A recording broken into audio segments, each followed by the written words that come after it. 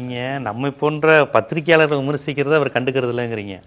தன்னுடைய மனைவியை சொந்த கட்சியினரே இழிவுபடுத்துவதை எனக்கு தெரிஞ்சு வேடிக்கை பார்த்த ஒரு தலைவன் இல்லை, மனுஷனே கிடையாது. மனுஷனே விட்டு போறீங்க. எத்தனையோ நடிகர்கள் விவகாரத்து வாங்கியிருக்கிறாங்க, அரசியல் தலைவர்கள் பிரிஞ்சு போயிருக்கிறாங்க.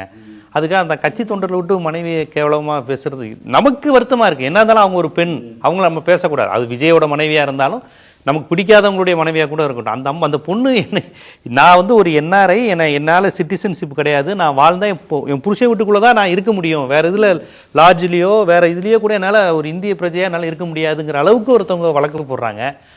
நீ திமுகவோட ஆளுங்கிறான், சொல்லத்தகாத வார்த்தைகளில் தன் தலைவருடைய மனைவியை பற்றி பேசுகிறான். அதுக்கே பதில் சொல்லலையே அவரு.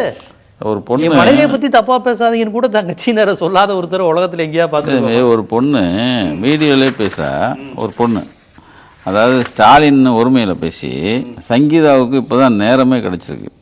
ஸ்டாலின் சங்கீதாவை கரெக்ட் பண்ணி காசு கொடுத்துருவாங்க. எவ்வளவு மட்டமான இது பாருங்க, எவ்வளோ பெரிய வார்த்தை அது. ஒரு சின்ன பிள்ளை, ஒரு பிள்ளை பேசுது, ஸ்டாலின் சங்கீதாவை கரெக்ட் பண்ணி காசு கொடுத்துருப்பான். இது ஒருமையில் ஒரு முதலமைச்சரை எலெக்ஷன் அன்னைக்கு நீ கரெக்டாக டைவர்ஸ் வாங்க வந்தது, உங்களுக்கு டைவர்ஸ் வாங்கி கொடுத்துட்றேன்னு ஸ்டாலின் தான் சொல்லியிருப்பான் அப்படின்னு ஒரு பொட்ட பிள்ளை சொல்லுது. இதை ரசிக்கிறாங்க. எவ்வளோ பெரிய ஒரு அவமரியாதைன்னு சொல்லு. முதல்வரை திட்டுறான், பொண்டாட்டியும் திட்டுறான். அப்படி இல்லை, ஒன்று டீ கொடுப்பா, பொண்டாட்டியை திட்டுற அவன் பொண்டாட்டி. இதுவும் வெக்கம் இல்லாமல் அவன் இதெல்லாம் பார்த்துட்ருக்கான்னா அப்போது இது இல்லை, அவரே இந்த மாதிரி பேச சொல்கிறாரா?